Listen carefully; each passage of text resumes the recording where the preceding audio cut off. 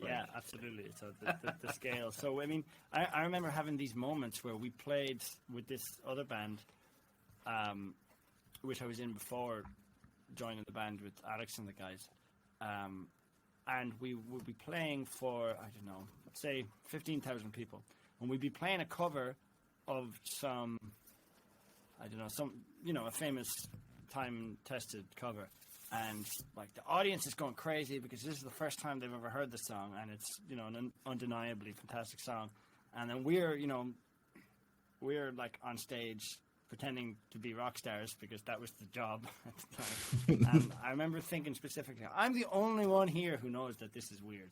You know what I mean? That I couldn't get my head around it sometimes. But yeah. But these are all great experiences, that you can't really imagine are going to take place or happen when you move to a country. I lived in South Korea for 17 years, and I played a lot of music there as well, but nothing really on the scale. I mean, they're obviously westernized and stuff, and they had a kind of an indie scene and a rock scene and a folk scene and a club scene, of course, but it's a bit different to taking it to China, where everything is just like really brand new. Even though it's not. Yeah, well, but I think also it is to them.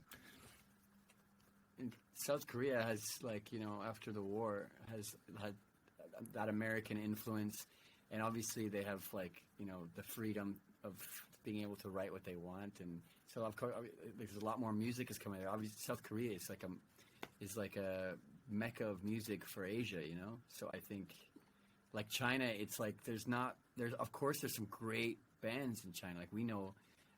Some great bands. There's a band called Wang Wen, Doc Tok Shock. These are like bands that are just kind of, but they're so unknown because they're very underground. Like anything that's popular is like has to be kind of like government approved.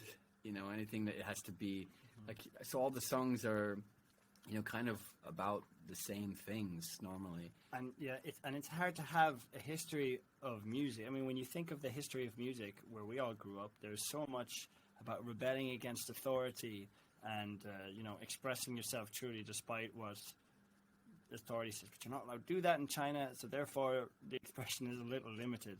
And because music kind of arrived all at once at a certain time in China, dependent on what was allowed to arrive, the history isn't really there. So everything, in my opinion, you know, is looked at through the lens of what makes money. So if you're a singer-songwriter and you're playing that kind of music in China, you put your hair like this, you know, over your eyes, and you sing sad. And if you're and because that's what the best thing that makes money. And if you're in a rock band, you wear black and you wear lots of leather chains and stuff like that. And it's just kind of replicated that I see. And even sound engineers, there's the craziest thing in China where the best sound engineer for the job is the one that has the biggest sound desks. Remember when we were in the Hilton? Yeah. We were playing in the Hilton, and the sound guy was just shouting at us and roaring at us and giving us this abuse. You stupid foreigners, you idiots, you don't know how to play your instruments, because he couldn't get any signal into the desk. Right. And one of us just walked over and turned up the master fader, which is like it's like the play button, basically, right? You know. Yeah, page one of how to be a sound guy. And there was another gig I did with like thousands of people, and we were playing halfway through, and then the next minute, just this atrocious feedback.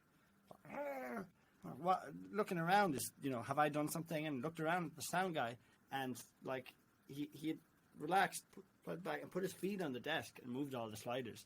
And like it sounds. I'm hesitant to say it because if someone told me that story, I wouldn't believe them. But this is stuff we did on a daily basis. You remember that first gig we did in the outside? Christmas Eve. Oh yeah, we played a show. It was not Christmas. I think it was New Year's Day, or it was. I can't remember. They like, oh, would you want you to play a show at this opening of this place? It's like a kind of like this kind of really cool, beautiful, big kind of castle spa place. So they hired us, and they're like, "What are you going to need?" Okay, well, listen, we're going to need like, what's in your rider? Okay, we need a drum. We need this kind of drum set. We need all this stuff. Blah blah blah. Okay, great.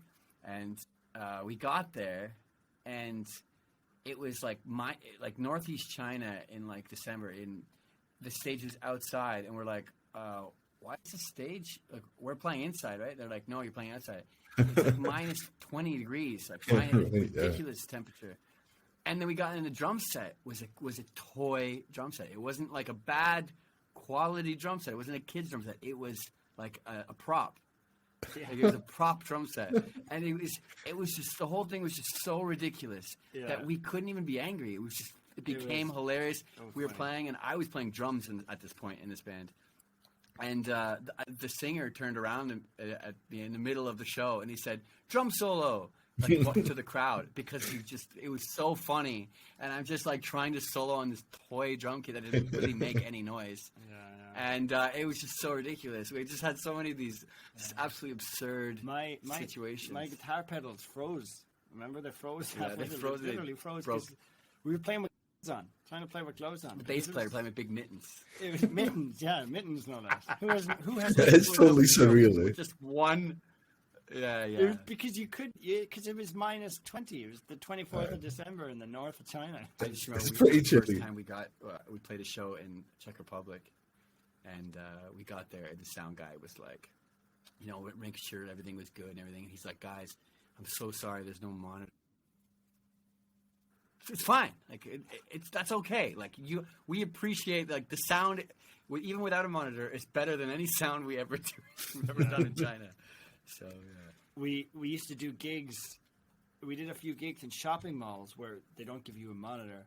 This huge wide space full of like reverb and echoes. So you'd hear yourself, like the sound would travel, hit the back wall, come back a second later, and that's what you hear. So you have to ignore what you hear and try play by muscle memory. It's like a meditation exercise. It's insanity. Like the person who designed music never thought that this would be happening.